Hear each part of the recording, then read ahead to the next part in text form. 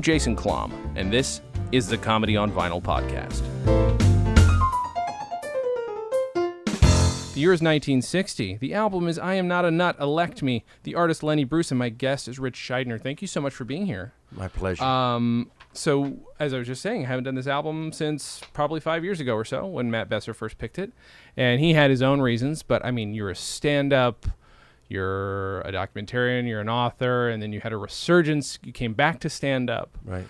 What about this album sticks with you still? It's one of the first albums I ever heard. A friend of mine turned me onto it in 1972, and this is 5 years before I was 19, and I never stood on stage. And so I didn't even understand anything about what the Palladium was. Okay, yeah, I didn't sure. understand. It was my first album introduction to Lenny Bruce. Yeah. And I'd been listening to George Carlin and Cheech and Chong. Sure. So, but I recognize this almost to me like this is the next level. I or the origin or the beginning of it. Yeah. You could just tell. And I just, even though I didn't understand anything about the insanity of the Palladium and Art Dell, I understood about a guy who's just reaching too much. I just understood about a guy who just doesn't, without an ounce of self-awareness. I'm 19 with not even a smidgen of self-awareness. Yeah. I understood this guy comically was beyond. Right. You know, it's funny. It's like the way you say. I'm sorry to interrupt you. Yeah. Go ahead. But have you ever seen the movie 13th Warrior? This is a total. It's going to seem like a total. No. It's a weird. It's not a great movie. I came out in the late 90s, but there's a scene in that movie where Antonio Banderas, who is supposed to be Arabic, speak Arabic for some reason, comes meets a group of Vikings, doesn't speak the language, and then just slowly through osmosis, he learns it. And that's what this album feels like to me, because there's so much shit going above my head, but eventually it's like, I kind of get it now, even though just because I've been listening to him talk, you know? There's something magical about the patter of this. And another thing that I'm looking back on, and funny just is funny. Like the guy talks funny. There are comics to me who just are funny. The way they talk, the way they move, they're just funny. Yeah. You know, Red Fox, he just moves, talk funny.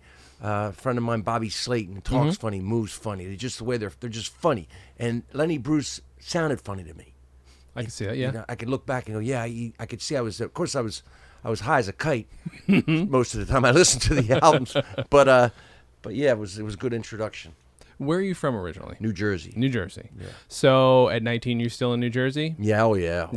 Okay. Yeah. And so what? So yeah, like you said, you're listening to Carlin, you're listening to Cheech, but you're listening to them for pure entertainment. This is not a thing. Yeah, but they're not the first albums I listened to. That's what I was listening to for myself. My dad, when I was real young, in the early 60s, the golden age of comedy albums, he didn't have Lenny Bruce. He didn't have Mort Saul, but he had Bob Newhart. Sure. He had, of course, Bill Cosby. He had the First Family, which was a big album at the time. Of course.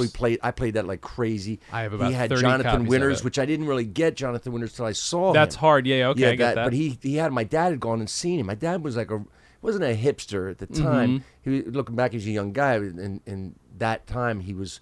So he'd be 30. He'd be like 27 years old, 28 years old. Sure. At 60s. So he went out to saw comics. He loved comedy. So he went out and saw stand-up comics in nightclubs, like old school nightclubs, dinner clubs. Great. Sit down, have a dinner, see a show. So he saw all sorts of comics. And looking back, that was influential to me. I bet. So what did your dad do? He had an insurance business. He built a little agency, and that's what he did. You know, But wasn't selling insurance, but people come in and insure their house, their car, that sort of thing. But to relax, he really liked to do comedy. He loved comedy. That's so good. Yeah. Did you get? Well, I guess you couldn't have really gone out to any clubs. You would have been too young, maybe. No, and it would have been a little too. No. Can't bring a kid. No. You know, my daughters found one of my daughters. Both of them lived up in San Francisco, and they found this little shop, and the guy had a poster that was like, Lenny Bruce. It was a Lenny Bruce billboard, for and an opening act, and they put my name in it, right? So opening act, Ritch Shydner, this 1961 Lenny Bruce concert, right? And so I put this and I posted it on Facebook, and people go, "You opened for Lenny Bruce?" Oh my God, I had no idea. And I was like, I was 8 years old. I hitchhiked across the country, and it was an amazing experience. It changed my life, no doubt about it. Holy crap, I love that. Yeah. Oh, that's so amazing. This album, I'd forgotten, because I don't know what I'm used to. He doesn't have Lenny Bruce is so inconsistent. And I don't mean that as an insult, but like his style is just so weird from album to album, and this one is just. I feel like it's a good one to introduce anybody to him because, except for there's not a whole lot of quote unquote language in it, but there's plenty of social stuff. And then, but it's also kind of he's telling stories, but he's also doing sketch. It's a weird mix of stuff for a stand-up to do. Did you ever listen to Kitty Bruce's daughter put out a box set of CDs called "Let the Buyer Beware"? You know what? I've seen it, but no, I haven't. It's great because these albums.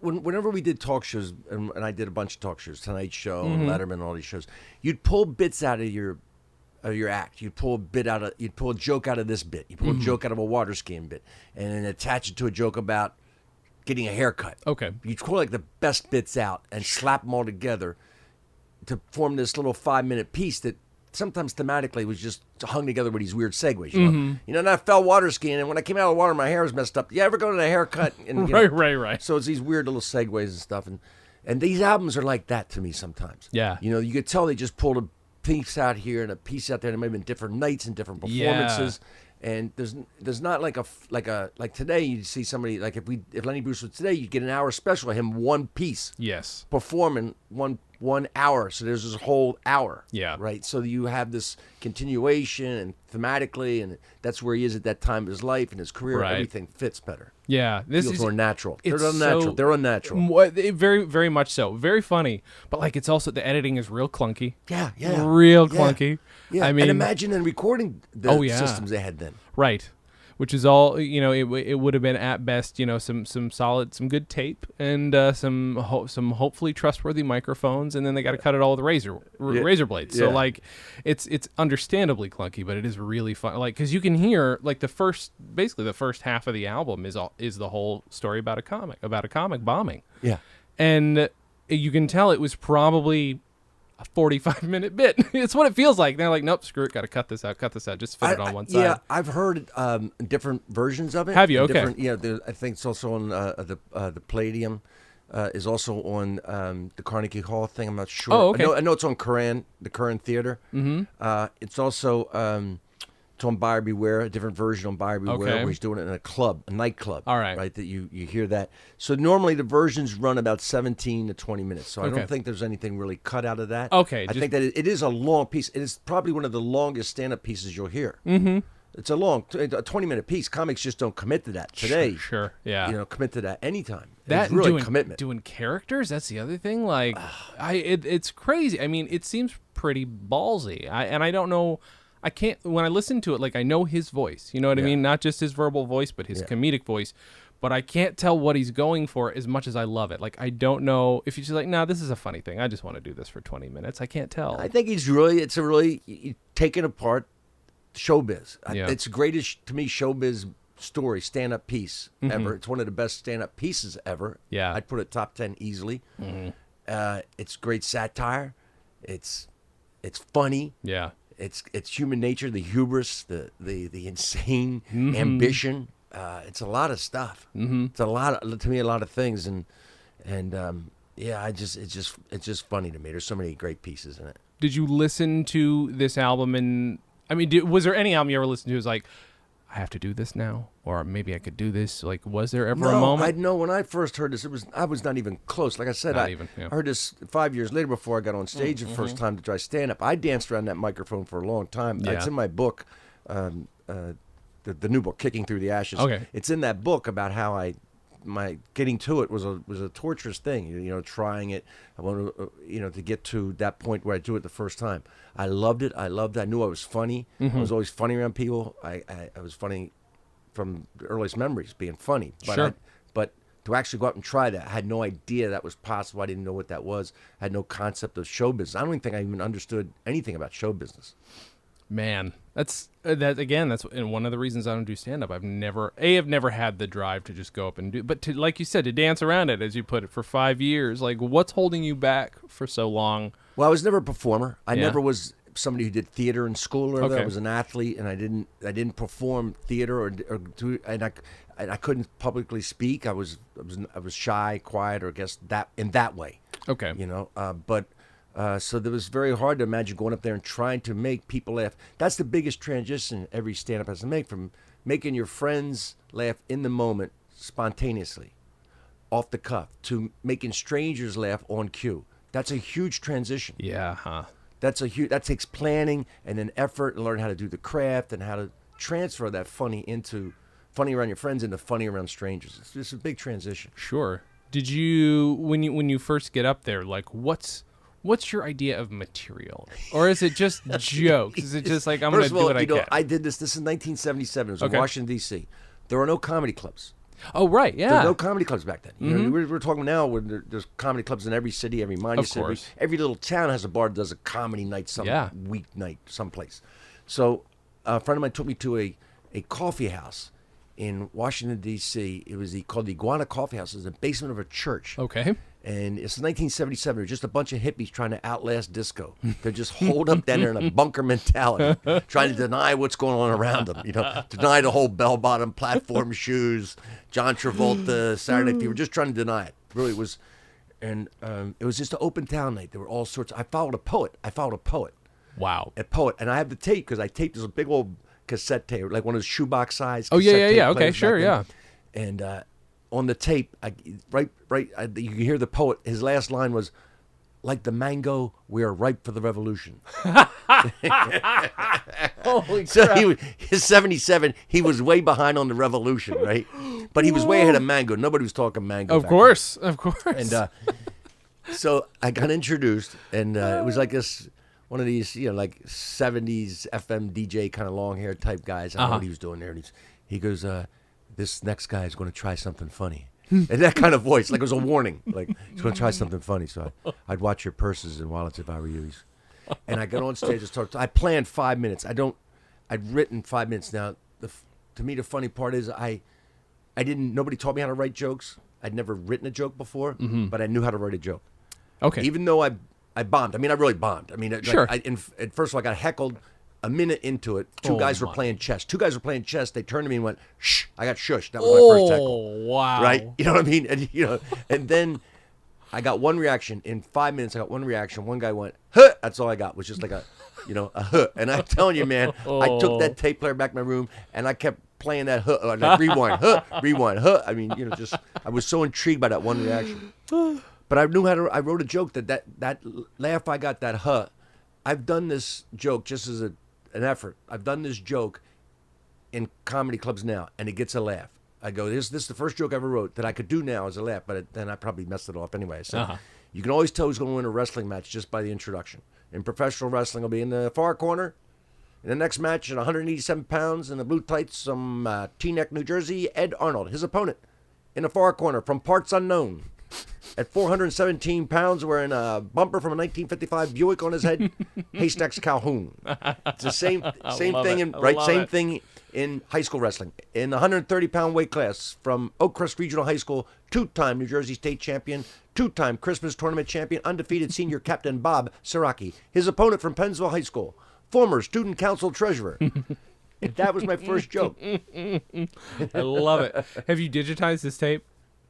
Have you digitized that? No, I didn't. Oh, my God. I found it, I played it, and I got to find it again because like an idiot, I didn't digitize it. But I'm pretty sure I know where it is. I'm going to get it out and try to find it. Man, if you ever digitize it and you're willing to let me put it on an episode as a tag to an episode. I'll tell you what, that's a deal. Now you've just forced me to go do it. I would love it. I will find it. That's a deal. Friggin' fantastic. Holy crap. Yeah. If only to hear the mango and the huh, like those two bits. That's right. That is valuable stuff. Oh, my God. Now see, now see how many people. I know a lot of people who did it one time, had that kind of reaction, never went back again. But that one huh was enough to bring me back because I had to do it. Yeah. I had to keep doing it. Yeah. I mean, that huh was not deterrent.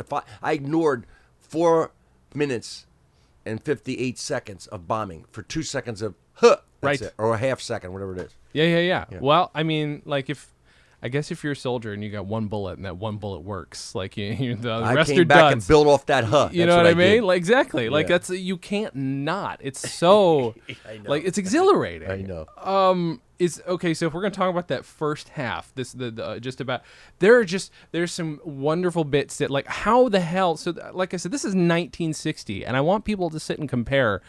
at the same time, we've got the Button Down Mind of Bob Newhart, which, by the way, it's on my wall. I love that album. It's brilliant. But like, he's doing this social satire that nobody would have had the balls to do. You forget all the, I know, and sometimes a young comic, I'll say, listen to Lenny Bruce. Look, I listen to him, he's not that funny. I said, you have to put him in a context of his time. 100% you do, what yeah. everybody else was doing. Because when the whole thing kind of blew up, and that was Shelley Berman's album was the first one to go gold, Right. Okay, yeah, sure. So then they started looking for other comics, because now they're selling albums. Yeah, Newhart's first album, by the way, he never performed stand-up. I know. Right. So it's crazy. So whatever it was, Lenny Bruce, when he's doing stuff about religion, and he's doing stuff like Religion Inc. or any of that kind of stuff, nobody's doing anything like that. Yeah. He's so far out there. That's what you have to compare him to everybody else. But I still think he's funny anyway. No, of course. I mean, there's a bit here, like he uses some language in character. Like, that's the thing. Like, it gets a laugh from me only because it's in character. It's like he does this bit with where the comic is just like, I didn't get to do this. I didn't get to do this. I had this fag bit. I didn't get to do my fag at the baseball game. Yeah, back at the ballpark. I didn't get to do my the fag at the ballpark. Like, it's just such a oh my god, So, and it's just even though he's mocking already, he's mocking guys who do that kind of material Exactly. as cheap and hacky. Then he's mocking it. Yeah, it's perfect. Brilliant. Great, And I think the other thing too that made me so happy is the audience is eating this up. Oh, the guys, you can hear So smart. I love hearing these guys laughing who know where it's going. Yeah. Right? And when you talk about that, when he says, "Get to do it," I got stuff for everybody. I got the egghead stuff for the Stevenson crowd. Right. It's just, and then I got my hip smoker reefer cat for the musicians. Like he's a hack that does stuff just for other people to laugh. Like, I know they'll like this, so I do a joke about that. It's great. They just eat it up so much. Like, and but I mean, like, he's got these smart audiences that, I mean. And again, not to insult any of the other audience, a lot of the stuff is middle of the road. A lot of the stuff I love and grew up on is middle of the road. Like, it's refreshing to hear this audience that really apprecites what he's doing. I just imagine a bunch of just kind of knowing hipsters sitting Must in be, there, right? just kind of like going, "Go on, Lenny, rip it, man," because he was jazzy, right? There's there's a line he uses. It's actually early in this bit too, which kind of stuck out to me, based solely on the fact that he had all this trouble with in the courts and with censorship, and specifically over what is prurient. He's got that whole bit later on what prurient interest is. It's so good, and like you hear the vitriol in his voice, but he's also keeping calm. He uses this line here, and this is way before any of his troubles. He uses this line. He's talking about this bad comedy, and he refers to it as out and out oral pornography. Right. And it's so funny for him to use that word as a crack against somebody else, but like, it's beautiful. But he used them in the context, and that is true today. There's a lot of oral pornography today. There are a lot of, it's funny that the double standard has changed. There's a lot of women today who can talk about things on stage, getting drunk and doing things sexually. A lot of, I don't know what your language you allow on here is. But You can say whatever. yeah, a lot of blowjob stuff. And, Yeah. And so they could talk about sex on stage the way they couldn't before. Sure. And to me, that's all pornography. You're talking stage for an hour about your vagina, about sex, blowjob. Guys will sit. I'll listen to that all night long. There's you guys going, talk away. Right. So when Lenny's doing this, by the way, I always I just think, and I'm not the only one that thinks. There's a lot of people that language, the language he was using was just a pretext to bust him for really going after him about the religion. Yeah, that's what they were going. He was a Jewish guy making jokes about not just the Jewish religion, but the Catholic religion. And a lot of people who were busting were Catholics, a lot of Irish, a lot of Catholic cops, prosecutors, judges. So I think it was a pretext because B.S. Pulley, I have a B.S. Pulley album. There were other nightclub comics back then who were, their language is worse than Lenny, and all the time, just throwing the F word in there. He didn't use it. If you listen to Lenny, he wasn't like he was doing F-bombs right and left. No, not at all. Not at all. He used it in the context of like the ant thing, just a bunch of cocksuckers down there. Well, I don't know. I can do it a show like that. You want to get them to stop? That's all. I can tell them to stop. That's another thing. I want to get you to end all that. That's what he said. I want to get you to end all that. Well, I can tell them to stop, but I don't know what else I can do. He's got this it's funny because we might have talked about this last time, so forgive me. It was 5 years ago, audience. So if you guys have heard that one recently, I apologize. I'm probably covering a lot of. He's got a very distinct voice, but also he loves to do voices. Like he's got his English guy, he's got his Irish guy, the manager, the theater manager, played in theater manager. Well, he started as an impressionist, right? So he started. He had that ability to mimic, and they're great. They're which great is guys. so shocking because his voice again is so distinct. Normally, you think of like Frank Gorshin. If you're going to go back, like Frank Gorshin was a kind of, he looked like a blank slate, that guy, until he moved his friggin' face or did a voice. Like he could pull any face whatsoever. When Lenny Bruce is, I think, pretty distinct looking and sounding, it's funny to me that he started out that way. I think you have to really work hard to drop that, because the temptation is if you become a dedicated impressionist, you don't have a comedic voice. Right, sure. And there's a temptation, I think. There, Gilbert Gottfried from my generation. Yeah. Gilbert is great in impressions. Amazing. Terrific. Yeah. But he would use them in, like Lenny Bruce, in context of bits and stuff. And then he had that very distinct Gilbert voice. So he didn't get seduced by it. It's very easy, I would imagine, when you have that kind of talent to just do voices, and the audience loves it, right? Yeah, I mean, I guarantee in the 80s, if I had decided I wanted to do stand-up, that would 100% would have been what I would. But it would have been, I would have done it poorly, because it would have been, which would go a little something like this. Yeah. That would be me. Imagine Hollywood High School. Who was that comic used to do that? Oh, God, I don't... Right? There was one of those old impressions that goes, imagine Hollywood High School, Humphrey Bogart sitting next to Lauren Bacall. It's like, boom. Turn around, do the thing with a collar or your face. Or all the impressions in my era who did Jack Nicholson, they'd hold their heads back over their forehead. Of course. And there was a story once of a guy who was bald, and he would put his hand up there anyway, as if he was... And people go, why would you do that? He goes, that's what you do in a Nicholson impression. He'd watched other guys do a Nicholson impression, and he didn't realize that, no, they were just doing it to get the widow's peak when their hair... okay. That is amazing. Right. Oh, why? Well, I want to keep talking about Lenny Bruce, but I mean, let's talk about your book for a bit, only because we'll promote it for sure at the very end. No problem. We'll talk about Lenny all you want. It's very specifically, I mean, your book's very specifically about cutting your teeth in the 80s. Right. The comedy boom. Right. Like the first comedy boom that we think of. Right. I have no intelligent questions about it, but tell me what the book's about. Well, I started off with what got me into doing stand-up comedy, a little bit of that, and then I sort of surfed that wave. I started doing it in 77, moved to New York in 79. So when the thing really hit 80, like really clubs started popping up like crazy over the country. In 1980, I was perfectly suited to just start headlining and working these clubs and performing. So I tried to cover the history of it, how that happened. It went from the 70s when there were no comedy clubs, and then these little scenes were popping up. There was a scene in Washington, D.C. that Louis Black and Kevin Rooney and Ron Zimmerman, all these comics were down there hanging around Washington, D.C. doing comedy. Yeah. Then there were scenes in Boston, scenes in Chicago and in Houston. There was at San Francisco, of course. And then all of a sudden, this explosion. And so I tried to cover the history of it, like where people were doing it and how that was happening. At the same time, my journey through it, which was... I tried to cover every aspect. It's 82 bite-sized chapters. I mean, bite-sized. Oh, wow. Quick, That's small, awesome. Okay. Small, quick reading, right? And it covers every little aspect of it. I covered the story about heckling, so I cover heckling. I cover a story about joke thievery, joke writing, or every little aspect I could find about it. That's what I did. That's awesome. So I tried to cover all the things that I found that were important in doing stand-up comedy, the art form, and then my journey through it. That's it. People don't talk enough about it's something I don't think about, is the idea that there are just so few clubs. But what makes you, is that what makes you realize that you have to be a comic? Because even though you don't have a place to fucking do it, you just have to find a way? Look at this. I was in Washington, D.C. There was nobody. I knew nobody doing stand-up comedy. But you needed to do it for some reason. And I needed to do it. And I started doing it. I didn't know it was called, I probably didn't know it was called stand-up comedy. I don't think I related that to myself. I was doing it in bars. A friend of mine had a band. They take a band break in a bar. I'd jump on stage and do it. People were like, well, what are you doing? I went in and talked to a guy who had a little pizza shop and let me doing just in the corner of the pizza shop. People are sitting at tables having a pizza, and I'm doing. They don't know what I'm doing. I'm just doing it. Then my first jobs were opening up for bands. I opened up for bands. There was just nobody.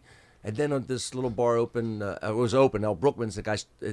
Paul Brookman's a young guy, our age, talked to his dad and let him just bring in comics in there. And he put a thing in the Washington Post, a little newspaper thing. And a friend of mine saw it, and she said, "Look, they're looking for comics to come to this." And I went there and met all these other guys, and so you had to do it. Yeah. If you had to do it, you had to do it. There were probably in 1979, I did a count, the best I could do, from top to bottom, from Richard Pryor, Steve Martin, Robin Williams, at the top to the bottom. Yeah. There were probably 400 comics in the whole country. Right. There are 400 comics in Toledo, Ohio now. Yeah. Right. Right. So I mean, it was this at a point where, but if people had to do it, they do it. Like, they would hear that there was a scene in San Francisco. I think Bobby Slayton was like that, and Steve Pearl and these guys that would just go, "I'm moving out to San Francisco to do this." Or guys that heard about New York and they would just move to New York to do it. It's crazy. I mean, it's no more crazy maybe necessarily than, well, no, it is crazier than me coming out here because I know films out here. You don't know what the hell's out there necessarily. You don't know. As a comic. I was doing stand-up comedy in Washington, D.C. for about a year. For a friend of mine, she came to see me at this El Brooklyn's one night, and she said, there are clubs like this in New York City where guys are doing stand-up comedy. I'm like, what? And then she took me up there. I was like, what? Oh, my God. And it was the comic strip, the Catch a Rising Star, and the improvisation. It was a Saturday night. We couldn't get in the Catch a Rising Star and the improv. We got in the comic strip. I'm sitting there watching this show, 5, 6 comics. Don't remember anybody except for one guy. One guy at the end had a whole great material, had a whole bit about amusement parks and the helpless father and son bumper car team. And it was Jerry Seinfeld. Really? So, it was then I was like, oh, there's a place I got to get to. I got to get up here. Yeah. I got to get up here.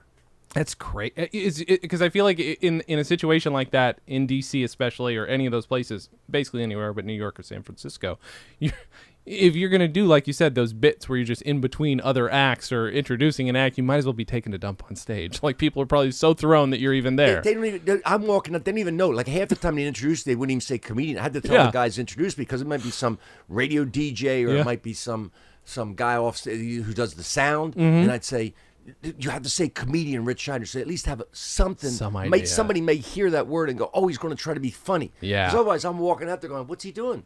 He doesn't have a guitar. He's just walking for the mic. Is he going to adjust the mic? Is the band about ready to come out? Right. Is he a roadie? Good God. That's crazy. I mean, that's a hell of a way to learn that it's necessary for you, though. I had to really, a lot of my early learning experience was doing rock crowds. I mean, was doing those kind of things. That's how it's really, looking back, it's insane that I was learning to do stand-up comedy while I was doing that. That's nuts. That is nuts. That's awesome, though.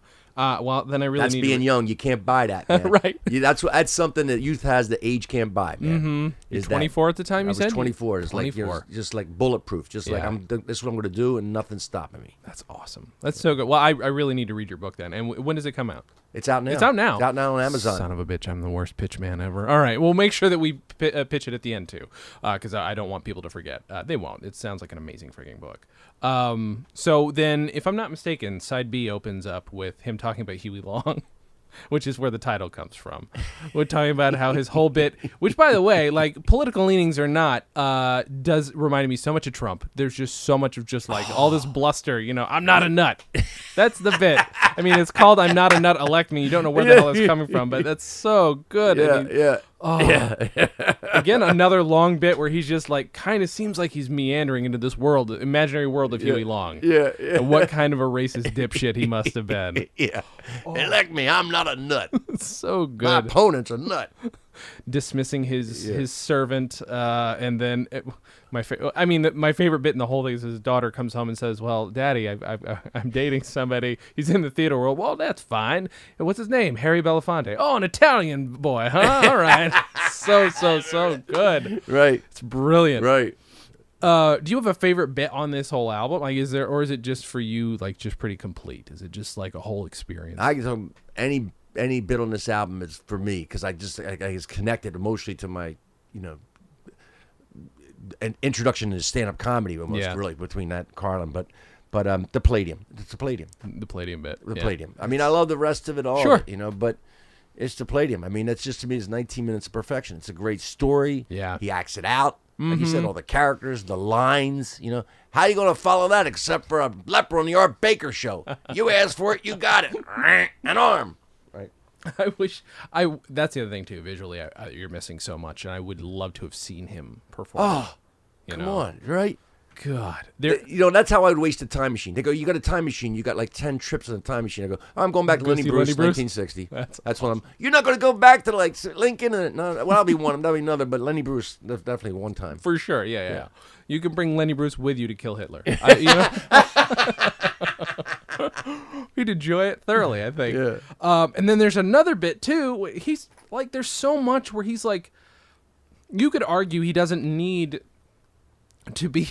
This is a stupid thing to say, but you could argue he doesn't need to be as relevant as he is. He's so funny. He could be doing hack jokes and be making money. Sure. But he's like, no, fuck it. Like, I think Right. he's easily so, you can hear in his voice that he's so tired of these assholes that he has to deal with on a daily basis. Yeah.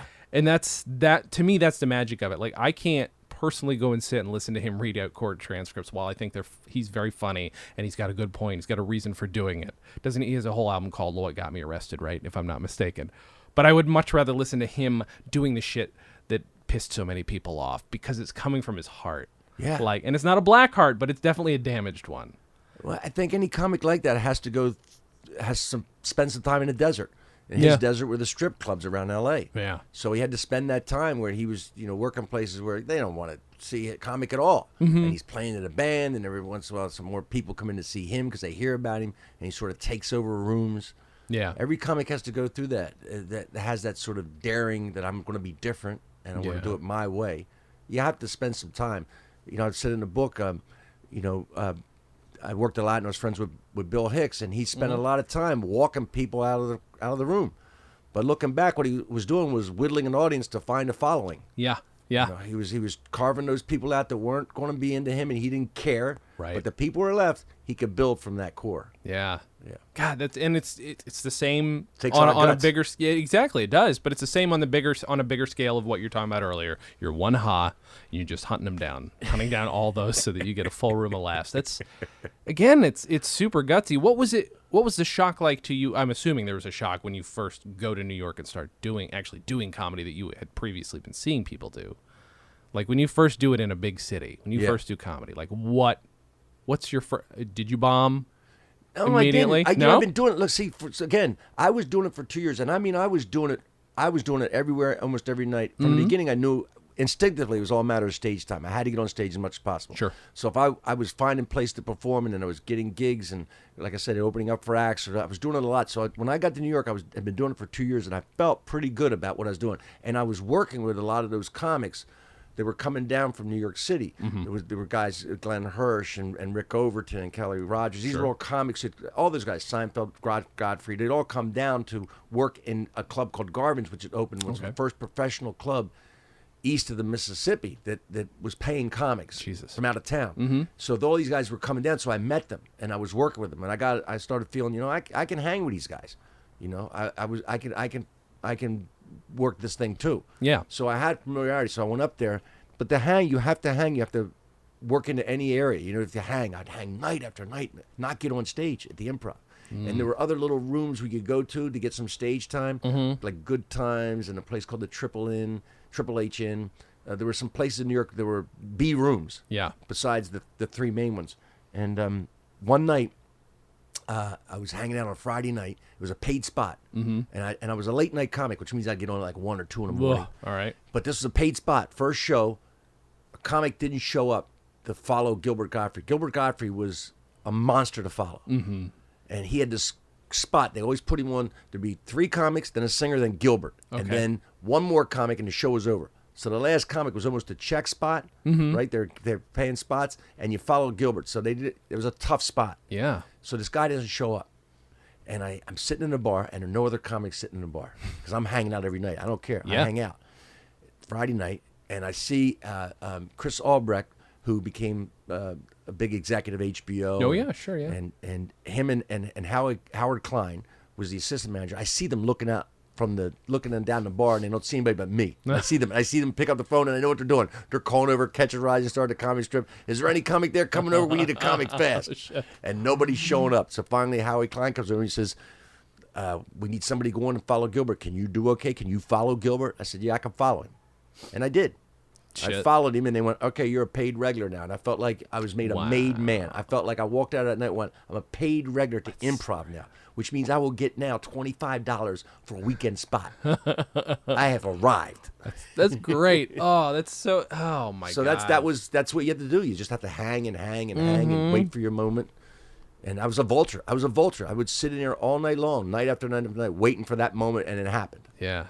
in the meantime doing other stuff elsewhere. Oh, But yeah, you come yeah, there yeah. and you're just holding Yeah, on. yeah, but I didn't have any other spot for Friday night. Didn't Yeah. have any place to go. So I would sit my butt in the chair and drink Coca-Colas all night long, waiting from 8 until, and then of course they would like put me on at 2 or 3 in the morning. Yeah.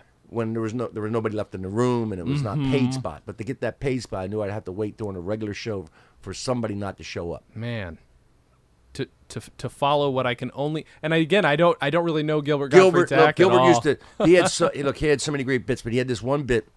It was a Tony, a comic from Brooklyn. Tony, I can't remember his last name for it or not, but he put on this really cheesy polyester jacket, and then he would break down jokes. Basically, he goes, Why did the moron throw the clock out the window? Because he's a fucking moron. Are you listening to me? He's a fucking moron. Listen to the fucking joke.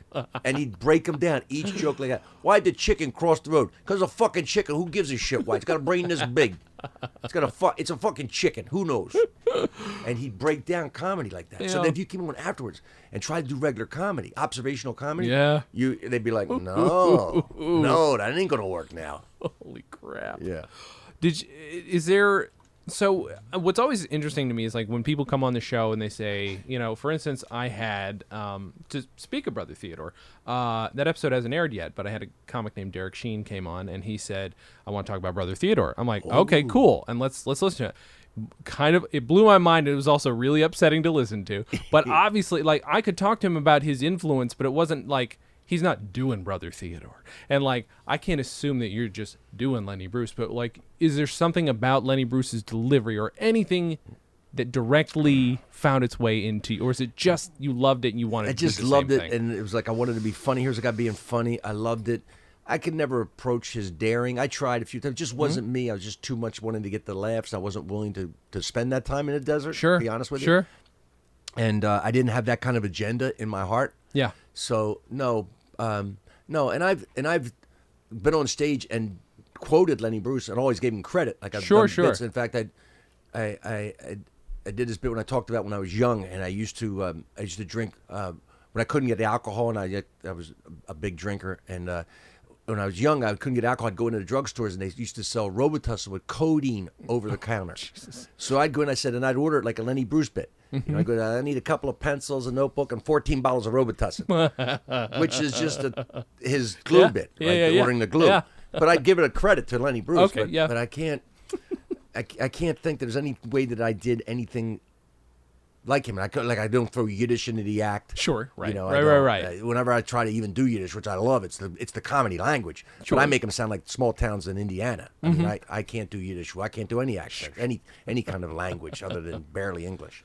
Yeah, I mean, and what's funny is like I've learned over time that the answer is going to be obviously no, I'm not doing them, and no, the influence is not necessarily obvious. But what I do like hearing is that a guy whose life experience is so nothing like yours is still what he's giving is so important to you that it's like, well, fuck, I have to do this. He said things like, he would say things that really struck me that I didn't think anybody else knew. Like, if you ever hear the end of his concert at Carnegie Hall, when he talks about Judy Garland, and he talks about, he says, Judy Garland was on stage singing, and she says, and people are yelling out requests, and she's singing them. She goes, yell them all out.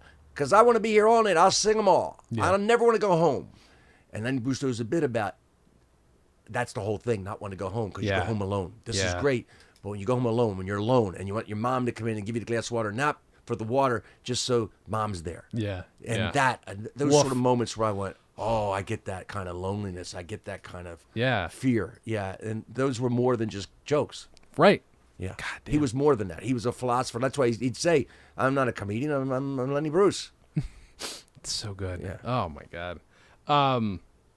We're gonna. I want to hop back a little bit. Okay. First of all, he does this whole. I think I was trying to move into this earlier, but I distracted myself. The white collar drunk thing. It's just too real. It's too real. And I'm assuming as a comic, you've seen that asshole in a club. Yeah. Like, it's just so indignant and just no, I'm fine. Like I can't remember any of the bits specific, but it's just I think there's some visual things in this bit too, where he's just like. Is playing it like just really tight, like just a tight drunk that's just like barely keeping it together. Yeah. But it's just, and again, it's just a character bit. Like he moves into it like you would move into any bit. But those look, I'm German-Irish extraction. Okay. So when I was younger, blonde hair, blue eyes. And people would come up to me in the clubs after a show, and they'd want to tell me a joke. And a lot of times they'd start off, all right, 2 black guys. I go, stop. I go, why? I said, it's going to be a racist joke. No, it's not. I said, why is it got to be 2 black guys? Why isn't it 2 guys? Right. You know, a Jew. Stop. It's going to be anti-Semitic. Why? Why is it got to be a Jewish guy? Why is it not just a guy? Yeah. So you could see it. They would think because I am, or look like them, or look the way I Sure. do, Yep. that I'd be okay with that. Yeah. They make that assumption. They were drunk, a little high or whatever. They make that assumption. And that bit that you're just talking about, there's a lot of that in there. You know? Yeah. I mean, I'm my sister, and all that sort of thing, man. Well, honestly, like, it is shocking to me that you came up in stand-up when you did, and yet you maybe this is the link I could at least follow a little bit. You got a clear social conscience about you. There are a lot of comics who wouldn't give a fuck. Oh, they'd be like, that's fine. My dad, I'll tell you something about my dad. He was a lot of things. He was, when he got drunk, he got violent. He was not shy with his hands.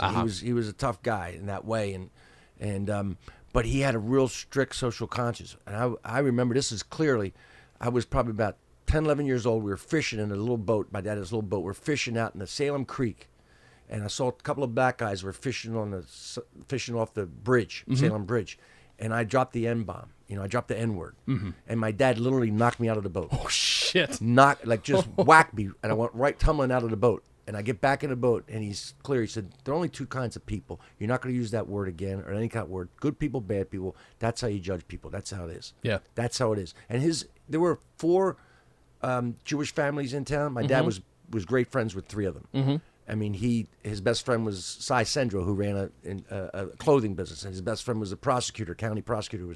He learned at an early age himself, as a farm boy. He learned that lesson. Yeah.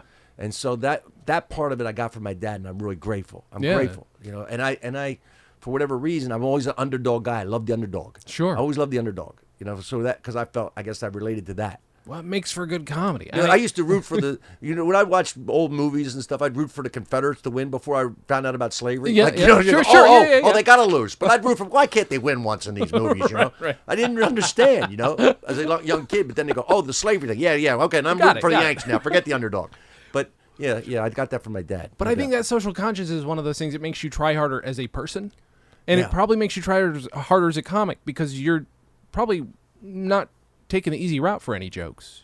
You know what I mean? For the most part. I thought about every joke, somebody gets a pie in the face. Every joke, somebody's the butt of the joke in some way. So that's what always gets me about people who want to do what they think is edgy material, a rape joke or whatever it is. Better check to see who gets the pie in the face in that joke. Yeah. Are you mocking the rapist, or are you mocking the person who's being raped? Are you are you diminishing the rape act itself, which is in effect mocking the victim? So check where the pie's going. Yeah. That's your responsibility for any joke. So I didn't like doing jokes about things that people I felt couldn't change. I didn't like doing jokes about fat jokes. I didn't like fat jokes. I just take jokes on human nature, but things that people can't change, I didn't like doing jokes about. Yeah. How the hell did you survive as a comic? You're blowing my mind left and right. That makes me happy to hear. I'm watching guys. Listen, I'm watching guys in my generation. Forget like Robert Klein or Carlin or all those guys. My generation, all the guys that I'm working with, they're that way. Yeah. I mean, Seinfeld, Larry Miller, True, yeah. Kevin Rooney, my best friends. Those guys were all similar. It wasn't like I was a lone wolf out there with this. Right. There were plenty. Look, when you get on the road, I had to deal with a lot of stuff on the road. I once was in Kentucky. It was just a one-nighter at a bar, going from one city to another in between. Yeah, you got this. You pick up a couple $100 at a one-nighter, right? And I followed this guy. I didn't know who he was.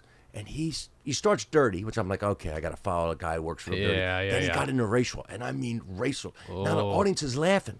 They're laughing. Now I hate the audience before I go on stage. That was the worst experience I ever had. Woof. Wow. Because it's one thing that, I hated the audience before I went on stage. Yeah. How do you perform for the audience? It was the worst show. I can't even imagine a worse show. Yeah. I mean, I just did it wrote as boom, boom, boom, get my money. I should have just left. Yeah. I shouldn't even gone on. If I'd had any, I just wanted drug money, I guess, or whatever it was.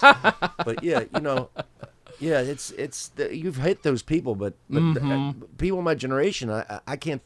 There were very few people who would tolerate that kind of stuff. Yeah, well, I mean, and this is a perfect bit to move into, again, a 2-person sketch on this album, which is all about equality.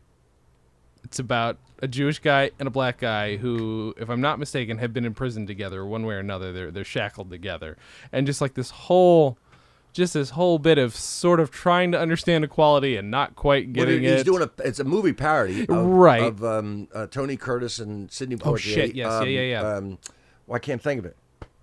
And I can't remember what's the name of it. Yeah, that's what he's doing. That's exactly the parody. Yeah, But that's unbelievable. So perfect. Like, know. and also there's a couple bits there too where, like, again, where you get this impression.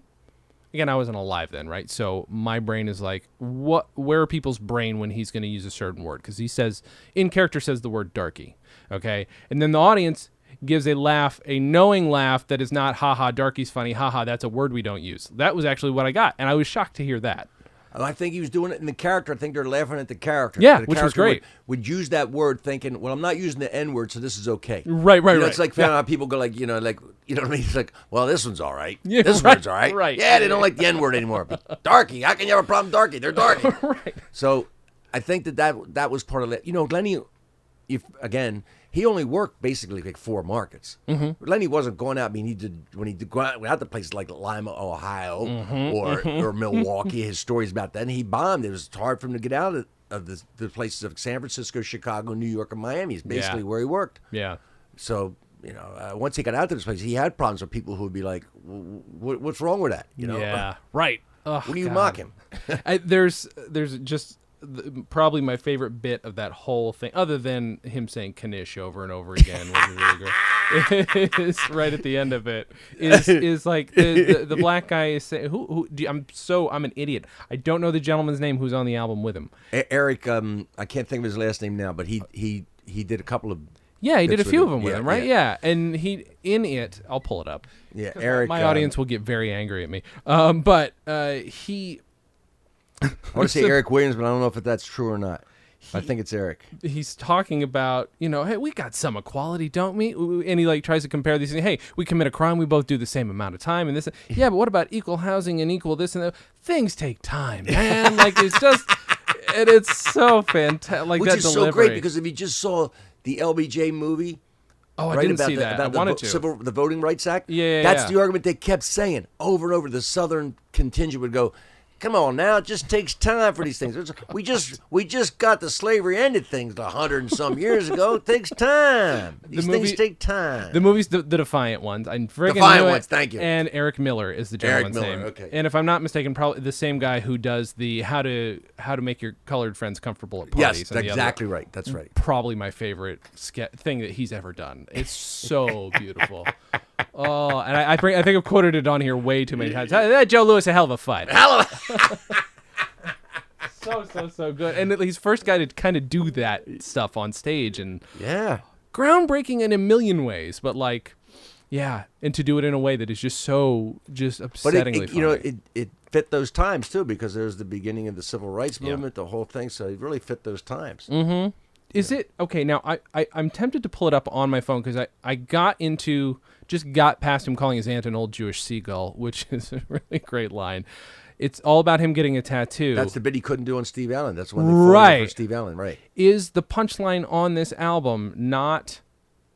Then what do I? You can't be buried in a Jewish cemetery because you can't change your body. Well, when do I get my foreskin back? Because I've heard that as a punchline, but I don't think it's on this album. No, the album, the punchline is, just take off my arm and bury that in the Goyish cemetery, and the rest of me in the Jewish cemetery. That's right. Okay, so take the arm off with a tattoo and bury that in the Goyish cemetery. But I've heard a bit about foreskin, and I swear to God, I can't find it. I cannot find that album. I can't remember that one right now either. Okay, honest with you.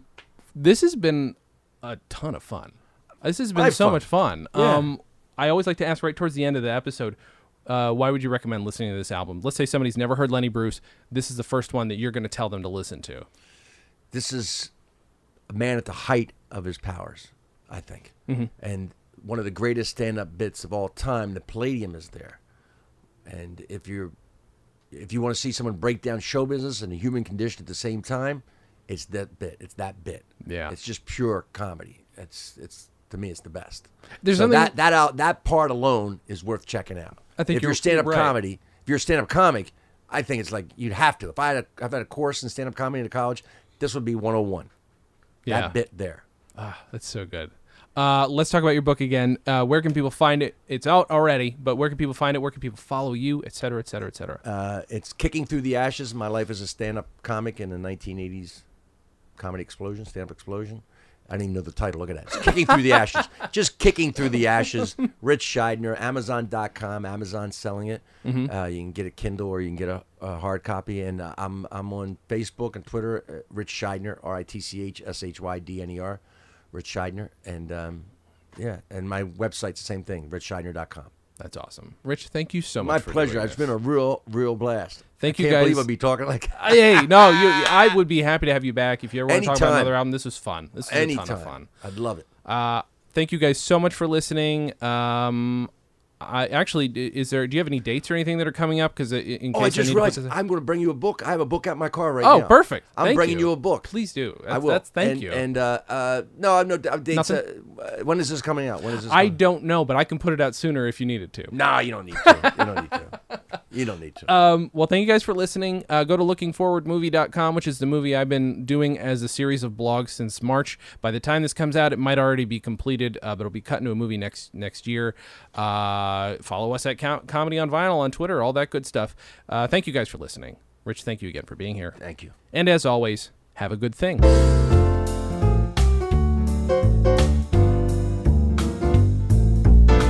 Comedy on Vinyl is a production of Stolen Dress Entertainment. It is produced by Mike Warden and is hosted and edited by Jason Klamm. Our theme song was composed and performed by Richard Levinson. Please visit stolendress.com to listen to our other podcasts, read our blogs, read our tweets, watch our videos, and read our books. Please subscribe on iTunes, and if you like us, give us a 5-star rating and a nice review. You can find us on Facebook.com/ComedyOnVinyl, Twitter @ComedyOnVinyl, and find everything else at ComedyOnVinyl.com. A major portion of Comedy on Vinyl has been underwritten by Stand Up Records. Please visit StandUpRecords.com for all your comedy needs and tune into the new Stand Up channel available on the Roku, where you can also find select episodes of this podcast.